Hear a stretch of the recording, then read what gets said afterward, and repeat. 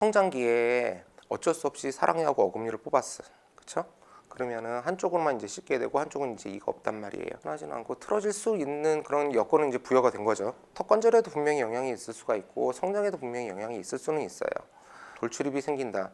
그런 경우는 크게 뭐 발생이 되지는 않겠지만은 어쨌든 간에 한쪽 어금니가 완전히 없어지는 경우 뭐 충분히 가능하잖아요. 사고라든지 아니면은 정말로 사랑니 때문에 좀 많이 안 좋아서 이쪽 이를 갖다가 완전히 다 없애야 되는, 오랫동안 성장기에 방치하게 되면은 틀어지는 경우는 충분히 생길 수 있죠.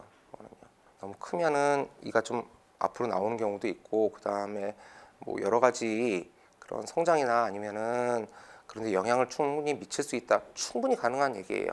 혀뿐만이 아니라 이 입술 있잖아요. 입술의 힘도 사실은 따지고 보면 굉장히 커요. 그 혀의 힘하고 여기 있는 입술의 힘하고 위에 있는 아래 입술의 힘하고 딱 그걸 갖다 균형을 맞춘 게 이 앞니예요. 가지고 있는 그 혀의 위치가 가장 좋은 위치고 평형을 갖다 이뤄요.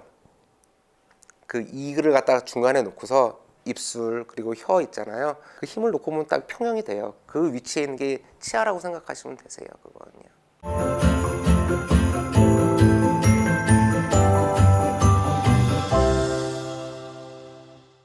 안녕하세요. 건강한 유일의 앨리스 명지톡 치과 담당하고 있는 김기환입니다.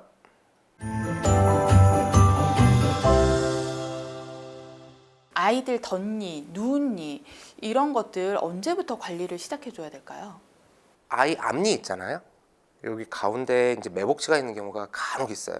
그런 경우에 앞니가 이제 다 자라나지도 않았는데, 뿌리가 다 자라나지도 않았는데 그걸 갖다 꼭 뽑아야지 되냐 고민을 할 때가 생겨요. 이제 머리는 다 자라났어. 뿌리가 이제 반쯤 자랐단 말이에요. 매복치는 요 근처에 있고 뿌리를 만드는 조직이 바로 여기 있는데 이걸 갖다 다치게 되면은 이제 굉장히 곤란하단 말이에요. 뿌리가 반밖에 못 자란 상태에서 아이가 그 다친 상태에서 더 자라나지 않을 테니까 8살, 9살 막 이럴 때까지 밀어요. 밀어가지고 뿌리가 완전히 다 자라날 때까지 기다린 다음에 이제 이걸 뽑고, 가운데 뭐가 하나 있으니까 앞니가 뒤틀어질 거 아니에요. 그러면 그때 가서 이제 교정합시다. 뭐 이렇게 이제 얘기를 하는 경우도 있기는 하죠. 너무 어렸을 때 앞니가 깨진 경우에는 어떤 식으로 조치를 해야 될까요? 그 일을 갖다 일단 살리는 게 이제 첫 번째 목적일 거고, 그 목적을 갖다 달성할 수 없을 수 있는 경우가 있잖아요. 이가 많이 상해서 이제 빼이지 되는 경우가 있단 말이에요. 그럴 경우에는 어쩔 수 없이 그때는 보철로 해결하셔야지 돼요. 브릿지웍으로 가셔야지 될 것 같아요. 그때는요. 앞니가 없는 걸 갖다 몇 년은 좀 참을 수 있다라고 하면은 그냥 그 공간만 유지해 주면 되거든요. 공간 유지 장치라고 또 있고 그걸 갖다가 이제 몇 년 또 이제 쓰는 경우도 있겠죠. 그 이 빠진 공간만큼만 딱 적당한 공간을 갖다 유지해 주면은 나중에 임플란트 심을 수 있는 기회는 얼마든지 있으니까 그렇게 가겠죠. 임플란트는 성장이 있잖아요. 성장이 문제예요. 앞니가 이거 하나 빠졌는데 성장이 다 마치기도 전에 이제 임플란트를 심었어요. 생리적으로 이는 같이 자라 이렇게 내려온단 말이에요. 아래 앞으로 같이 자라 이제 오는데 임플란트는 딱 그 자리에 머물러 있어요. 그러니까 이가 치열이 이렇게 돼버린단 말이에요. 브릿지는 임플란트가 아니잖아요. 그냥 자기 본인의 이에다 이제 걸어놓게 돼요. 성장한 대로 같이 성장한단 말이에요. 그래서 이제 브릿지가 가장 좋은 방법일 거고, 그 공간 유지하는 그 시기를 놓치면 어떻게 돼요? 뒤틀어져요. 그 공간은 뭐가 와서 채우게 돼요. 옆에 기가 와서 채우게 되든지 아래 기가 솟구쳐서 채우게 되든지, 그러면은 뒤틀어지는 게 현상이 되겠죠.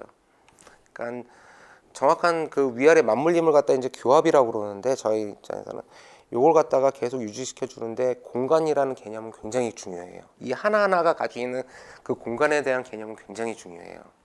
그럼 성인이 돼서도 검사 한 번씩 할 필요가 있어요? 완전히 깨끗하게 다 빠져 있으면은 그때 따로 검사할 필요는 없을 것 같아요.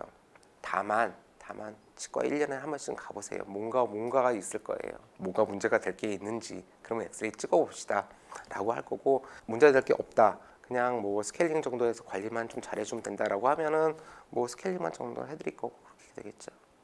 사랑니를 뽑았더니 얼굴이 작아졌다, 혹은 뭐 얼굴이 작아졌으면 해서 생어금니를 뽑는다, 이런 이야기도 있어요. 실제로 맞는 말이에요? 교정하고 관련된 문제 같아요. 사랑니를 뽑는다고 해서 갸름하게 보이냐? 그렇지는 않아요. 갸름하게 보이는 거는 여기 턱 끝선 여기가 제일 중요하고, 사랑니는 약간 좀 더 들어와서 있는 그런 조직이기 때문에 그것 때문에 이제 갸름하게 보이지는 않으실 거예요. 입을 갖다 좀 작게 보이고 싶고 좀 들어가게 보이고 싶고 이래서 생어금니를 뽑는다. 아까 전에 교정에 대한 그런 그걸 갖다가 말씀을 드렸는데 이걸 갖다가 입을 갖다 뒤로 밀라고 그러면 공간이 필요하잖아요. 그래서 가장 일을 안 하는 작은 어금니를 갖다가 뽑아서 그 공간을 만들고 앞니를 갖다 뒤로 밀어 넣는 경우가 있어요. 그럴 때는 이제 작은 어금니를 갖다 이제 뽑게 되고 대개의 경우 교정을 하는데 장치라든지 아니면은 잇몸의 상태라든지 이런 걸 고려를 해서 사랑니를 갖다 미리 뽑는 경우는 많죠. 이 관리가 잘못돼서 얼굴이 비대칭이 된다든지 돌출입이 된다든지 이럴 수도 있는 건가요? 충분히 가능한 얘기예요. 성장기에 어쩔 수 없이 사랑니하고 어금니를 뽑았어. 그렇죠?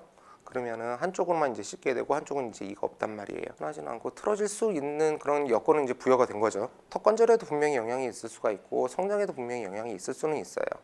돌출입이 생긴다. 그런 경우는 크게 뭐 발생이 되지는 않겠지만은 어쨌든 간에 한쪽 어금니가 완전히 없어지는 경우 뭐 충분히 가능하잖아요. 사고라든지 아니면은 정말로 사랑니 때문에 좀 많이 안 좋아서 이쪽 이를 갖다가 완전히 다 없애야 되는 오랫동안 성장기에 방치하게 되면은 틀어지는 경우는 충분히 생길 수 있죠. 혀의 위치에 따라서 치아 구조라든지 얼굴 구조가 바뀔 수 있다라는 이야기가 있더라고요. 요즘의 얘기가 아니라 옛날부터 있었어요. 그 얘기는요. 혀가 완전히 근육 덩어리거든요. 지방 하나도 없는 근육 덩어리인데 너무 크면은 이가 좀 앞으로 나오는 경우도 있고 그 다음에 뭐 여러 가지 그런 성장이나 아니면은 그런 데 영향을 충분히 미칠 수 있다. 충분히 가능한 얘기예요. 예전부터 해왔던 시술로 혀가 너무 크신 분들 있잖아요. 그걸 갖다가 좀 도려내는 그런 수술도 있기는 해요. 그러시는 분들도 많고 그래서 잘 안 하게 되는 그런 수술이기는 하죠. 그거는요. 그러면은 이상적인 혀의 위치 지금 이렇게 이야기를 할 때는 뭐 자연스럽게 움직이지만 얘기하지 않고 있을 때 혀의 위치는 어디다 두는 게 더 좋을까요? 혀뿐만이 아니라 이 입술 있잖아요. 입술의 힘도 사실은 따지고 보면 굉장히 커요. 그 혀의 힘하고 여기 있는 입술의 힘하고 위에 있는 아래 입술의 힘하고 딱 그걸 갖다 균형을 맞춘 게 이 앞니예요. 가지고 있는 그 혀의 위치가 가장 좋은 위치고 평형을 갖다 이뤄요. 그 이를 갖다가 중간에 놓고서 입술 그리고 혀 있잖아요. 그 힘을 놓고 보면 딱 평형이 돼요. 그 위치에 있는 게 치아라고 생각하시면 되세요. 그거는요. 아이들이 있을 때 잘못된 습관이 있어요. 예를 들어서 그리고 그러면은 앞니가 벌어지거나 이제 그렇게 되겠죠. 그런 이제 잘못된 습관은 이제 아이가 그렇게 됐다 그러면 이제 고쳐야 되겠지만은 그렇지 않고 이제 자연적으로 이제 성장하는 아이들은 굳이 뭐 그런 걸 갖다가 생각할 필요까지는 없으실 것 같아요.